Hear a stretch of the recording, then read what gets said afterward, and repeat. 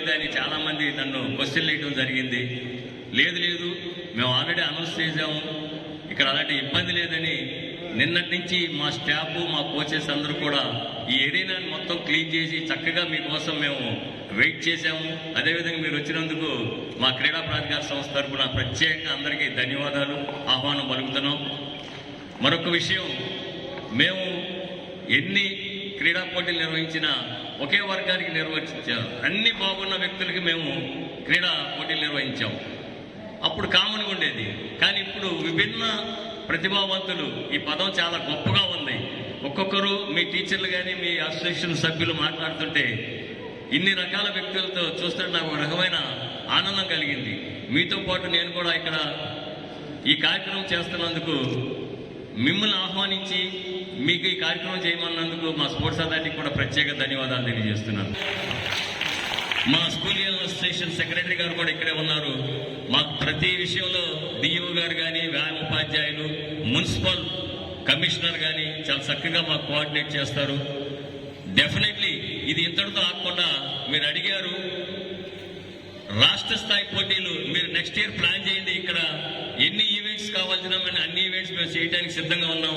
మీరు స్పాన్సర్లు కానీ ఇంకేదన్నా మీకు ఆర్థికంగా ఇబ్బంది లేకుండా మేము చూసుకుంటాం అని మేము గ్యారెంటీ ఈ వేదికగా ఇస్తున్నాను.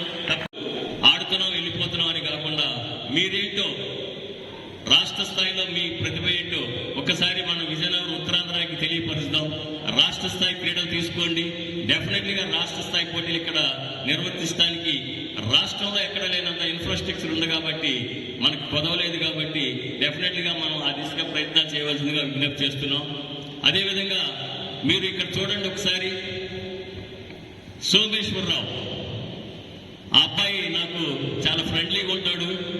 లాస్ట్ ఇయర్ నాకు పరిచయం అయ్యాడు. నేను పార్వతీపురంలో వర్క్ చేస్తున్నప్పుడు దినోత్సవం, ప్రతిభావంతుల క్రీడా దినోత్సవం తరఫున ఆయనకి వాళ్ళ సుపీరియర్ ఆఫీసర్స్, మిలిటరీ ఆఫీసర్స్ ఆయనకి సన్మానం చేస్తున్నారు. ఆ సన్మానం చేసిన తర్వాత వచ్చి మిమ్మల్ని కలుస్తాను సార్ అని మెసేజ్ ఇచ్చారు. అలాంటి వ్యక్తులు, నేను అందుకే ఆయన ఫోటో దాని మీద పెట్టాను, మీరు ఇన్స్పైర్ అవ్వాలి. అలాంటి వ్యక్తులు చూసి యుద్ధంలో కాలుపోయినా సరే ఎక్కడ కూడా అలసిపోకుండా, బాధపడకుండా, ఒక పక్క ఫ్యామిలీని పోషించుకుంటూ, అతను చెప్పిన నా దగ్గరకు వచ్చి స్టోరీ చెప్తే చాలా బాధపడ్డాను నేను. అతనికి ఏదో చేయాలని అక్కడ కలెక్టర్ గారితో మాట్లాడి అతనికి హౌస్ సైడ్ ఇప్పించడానికి, అదేవిధంగా ఇప్పుడు మన గవర్నమెంట్ ఎన్నో స్కీమ్స్ తీసుకొచ్చింది. న్యూ స్పోర్ట్స్ పాలసీలో ఒలింపిక్ మెడల్ కొడితే శ్రీనివాస్ గారు చెప్పినట్టు 7 కోట్ల రూపాయలు ఇస్తారు.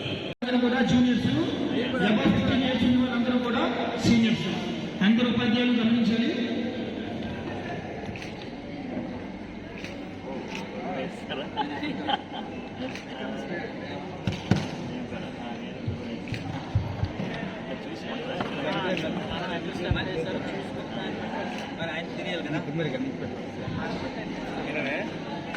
అమ్మా తల్లి ఒకసారి టెలిఫోన్ తీరా, ఒకసారి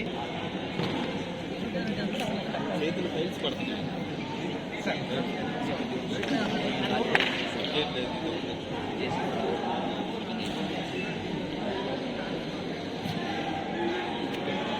మురళనే